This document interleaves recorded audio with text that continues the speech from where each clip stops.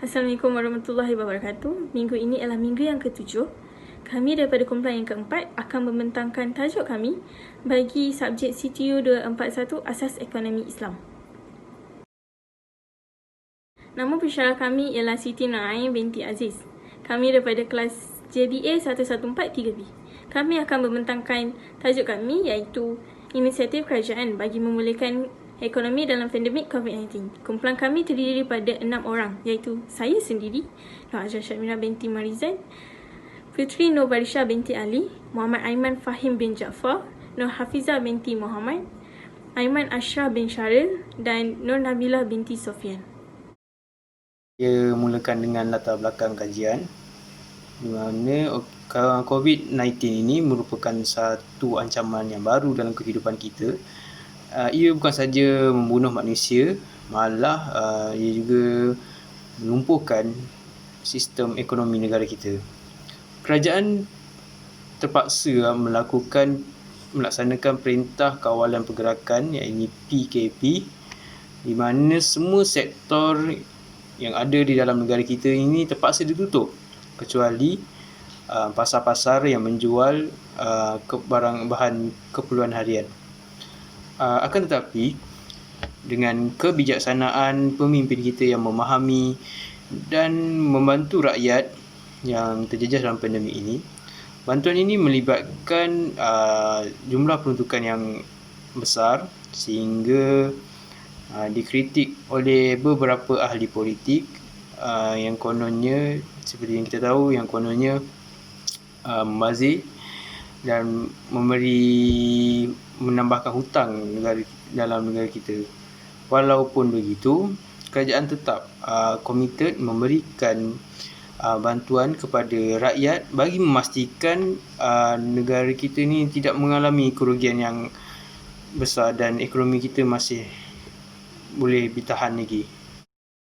Kenyataan masalah, saya akan terangkan sedikit. Impak pandemik ini memberi kesan yang negatif dalam sektor ekonomi, sosial dan pendidikan. Malah di dalam sukan juga. Golongan yang paling terjejas teruk adalah golongan B40 seperti golongan kita. Setengah dari golongan ini hanya bekerja bergantung pada gaji harian, ibarat kais pagi makan pagi, kais petang makan petang. Dan apabila pandemik ini menyerang negara kita dan kebanyakan sektor ekonomi ini terpaksa ditutup, majikan terpaksa mengurangkan jumlah pekerja untuk bertahan dengan membuang sebilangan besar pekerja mereka. Ini yang menyebabkan hilang punca pendapatan bagi mereka untuk meneruskan hidup. Justru, kerajaan perlu mengambil tindakan yang paling drastik bagi menyelamatkan kehidupan rakyat, supaya kehidupan rakyat tidak lagi akan lebih terjamin dan sedikit sebanyak membantu mereka, mengurangkan beban mereka. Seterusnya adalah objektif kajian. Pertama sekali, kita boleh dapat kebijaksanaan. Apa yang kita boleh pelajari ialah kebijaksanaan para pemimpin dalam memulihkan ekonomi yang terjejas akibat COVID-19 ini. Dan yang kedua, penerimaan rakyat Malaysia seperti kita dengan plan pemulihan ekonomi yang dibentangkan oleh kerajaan. Dan yang ketiga, bantuan yang disalurkan memberi impak yang positif, terutama golongan B40. Dan yang terakhir sekali, kerjasama rakyat dan pemimpin bagi memulihkan ekonomi dan seterusnya membendung wabak ini daripada terus menular. Bab 2, Tinjauan Literatur. Definisi konsep. Di Malaysia, COVID-19 dikenali sebagai penyakit coronavirus yang tersebar di seluruh dunia. Yang kedua, COVID-19 ini tersebar pada akhir bulan Januari 2020. Yang ketiga pula, coronavirus ini telah menyebabkan pelbagai sektor yang terlibat, antaranya sektor sosial, sektor ekonomi, sektor budaya, sektor luar dan dalam negara dan lain-lain. Yang ketiga, penyebab COVID-19 ini telah mengakibatkan ramai pihak yang terlibat, antaranya sebagai peniaga mereka tidak boleh keluar berniaga, sebagai pekerja pula mereka ramai diberhentikan kerja kerana majikan tidak mampu membayar gaji mereka, dan bagi pelajar pula mereka terpaksa berhadapan dengan belajar secara dalam talian. Seterusnya, kerajaan telah mengambil inisiatif untuk memberikan bantuan kepada rakyat, di mana kerajaan membantu sedikit sebanyak untuk meringankan bebanan rakyat, kerana tidak semua orang mempunyai kemampuan, terutama pada musim COVID-19 ini, kerana banyak pihak yang terlibat terjejas akibat coronavirus. Hai dan Assalamualaikum. Saya Nur Nabila binti Sofian dan saya akan membentangkan metodologi kajian 3.1 instrumen kajian. Dalam tugas saya ini, kami menggunakan kaedah soal sidik untuk mengetahui tentang pendapat orang ramai tentang inisiatif-inisiatif yang telah diberikan oleh kerajaan ketika negara Malaysia mengalami pandemik COVID-19. Dalam tugas saya ini juga, kami menggunakan Google Form sebagai pelantar kerana ia sering digunakan pada masa kini. Jadi kami juga tidak terlepas untuk menggunakan pelantar ini untuk membuat tinjauan dalam tugasan. Tambahan pula, perantai ini sangat mudah digunakan ketika negara kita mengalami pandemik. Jadi kita tidak perlu mengambil risiko untuk keluar membuat temu bual. Kami juga telah membuat 4 soalan berkaitan dengan inisiatif yang telah dilakukan oleh kerajaan dan responden hanya perlu memilih ya atau tidak untuk menjawab soalan itu. Selain itu, kami juga menggunakan beberapa artikel di dalam laman sesawang untuk membantu kami mencari maklumat yang lebih mendalam tentang COVID-19. Yang seterusnya adalah perbincangan dan juga analisa kajian. Melalui analisa perbandingan, kami telah bertanyakan beberapa soalan kepada responden-responden kami. Yang pertama, kami bertanyakan mengenai jantina mereka. Sebanyak 24.2% iaitu seramai 40 orang lelaki, manakala sebanyak 75.85% iaitu seramai 125 orang perempuan yang telah menjawab soalan kami. Yang seterusnya, kami bertanyakan mengenai umur mereka. Sebanyak 91.5% iaitu seramai 151 orang yang berumur di kalangan 18 hingga 20 tahun. 6.1% daripada kalangan 21 hingga 25 tahun iaitu seramai 10 orang, dan seterusnya sebanyak 1.2% daripada golongan 26 tahun ke atas iaitu sebanyak 2 orang sahaja telah menjawab soalan kami. Selain itu, kami juga telah bertanyakan soalan, adakah wajar kerajaan menambah baik inisiatif bantuan supaya ekonomi negara kita semakin pulih? Sebanyak 97.6% iaitu seramai 161 orang bersetuju bahawa wajar bagi kerajaan untuk menambah baik inisiatif bantuan supaya ekonomi negara kita semakin pulih. Manakala, sebanyak 2.4% pula tidak bersetuju dengan soalan ini iaitu seramai 4 orang.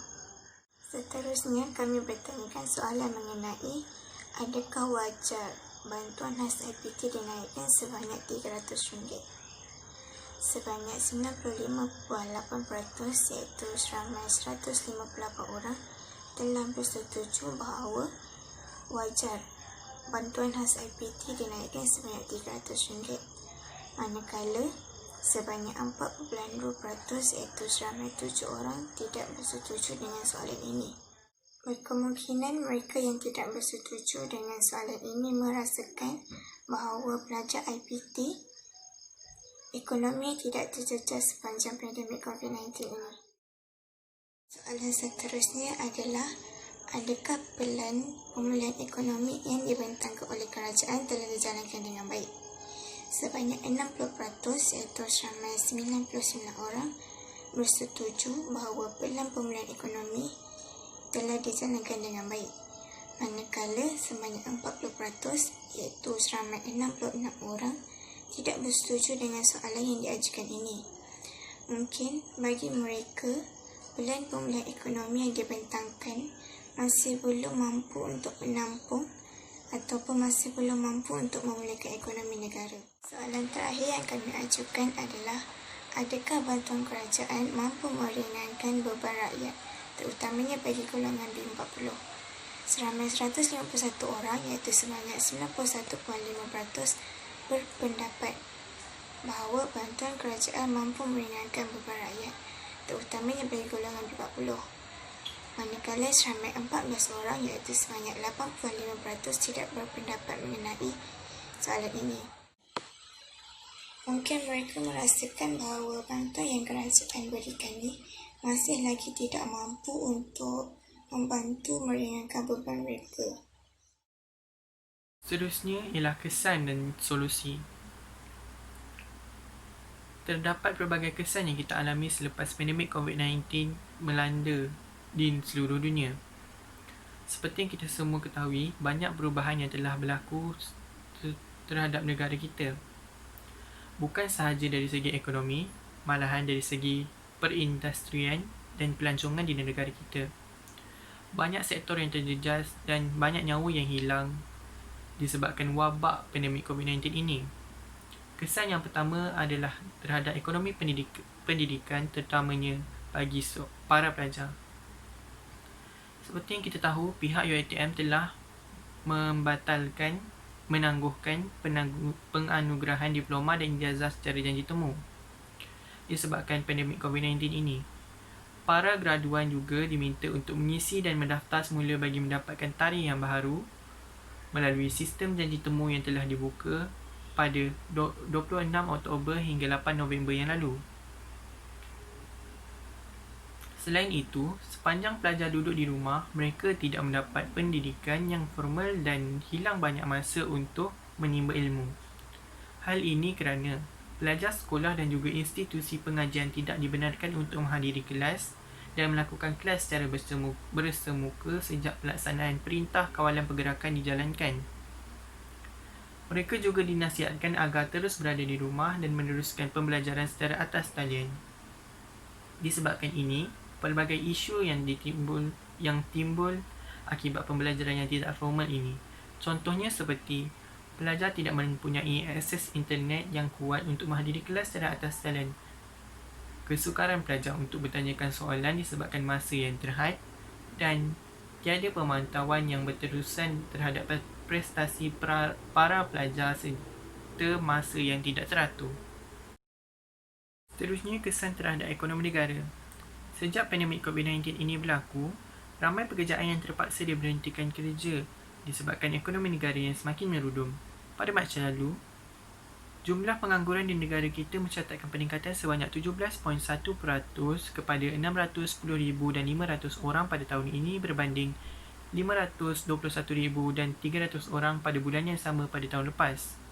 Hal ini disebabkan banyak industri yang terpaksa ditutup bagi mengatasi wabak COVID-19 ini daripada merebak dengan lebih banyak. Antara sektor industri yang terpaksa ditutup sewaktu Perintah Kawalan Pergerakan dijalankan adalah para peniaga yang tidak terlibat dengan barangan aktiviti harian seperti kedai baju dan selainnya, dan juga kilang-kilang yang tidak terlibat dengan pemprosesan barangan harian. Tidak terlepas juga syarikat penerbangan dan pengangkutan lain tidak dapat meneruskan operasi kerana sekatan keluar masuk negara yang diperketatkan. Hal ini menyebabkan lebih ramai orang kehilangan pekerjaan dan kadar pengangguran terus meningkat dan hilang punca pendapatan terutamanya golongan B40. Natijahnya, segala usaha pemulihan ekonomi negara selama ini sia-sia dan jangkaan ekonomi negara akan kembali pulih pada separuh kedua tahun ini sukar dicapai. Pelbagai solusi telah dijalankan oleh kerajaan bagi mengatasi kesan-kesan ini daripada berterusan. Antaranya ialah para pelajar yang terkandas ataupun yang telah pulang ke kampus akan diberikan bantuan sebanyak RM100 secara one-off. Inisiatif ini diaktifkan bagi mengurangkan bebanan yang terpaksa ditanggung oleh para pelajar dan juga keluarga mereka. Selain itu juga, yuran kolej di kediaman bagi pelajar yang lulus permohonan kolej kediaman bagi bulan Oktober pula akan dikecualikan oleh pihak kolej. Bagi memastikan pembukaan semula sekolah-sekolah di seluruh Malaysia dapat dilaksanakan adalah dengan membuat perancangan rapi serta sumber tenaga kerja dan sumber kewangan yang mencukupi. Selain itu, pelaksanaan SOP yang ketat juga diamalkan di setiap sekolah bagi mengelakkan perkara yang tidak diingini berlaku. Sanitasi kawasan dan sanitasi peralatan sekolah juga dilakukan dengan kerap bagi memastikan kesihatan para pelajar terjamin. Bagi pelajar yang meneruskan pembelajaran secara atas talian juga, diberikan sokongan moral dan bantuan capaian internet agar dapat meneruskan pembelajaran secara atas talian. Seterusnya, inisiatif tambahan khas kita prihatinnya bernilai 10 bilion ringgit telah diedarkan kepada rakyat bagi membantu meringankan beban. Perdana Menteri Tan Sri Muhyiddin Yassin sekali lagi mengumumkan inisiatif dan bantuan khusus di bawah pakej kerangka inisiatif tambahan khas. Oleh itu, segala inisiatif dan pelbagai bantuan yang telah disalurkan kepada rakyat justru memberi impak positif terutama golongan B40. Kerjasama rakyat dan pemimpin memulihkan ekonomi. Sebagai kesimpulan, sudah terang lagi bersulur bahawa inisiatif kerajaan bagi memulihkan ekonomi dalam pandemik COVID-19 yang kami kaji ini membantu kita walaupun sedikit. Oleh itu, kita hendaklah berterima kasih kepada frontliners yang telah banyak berkorban dan membantu kita dalam menangani masalah COVID-19 ini.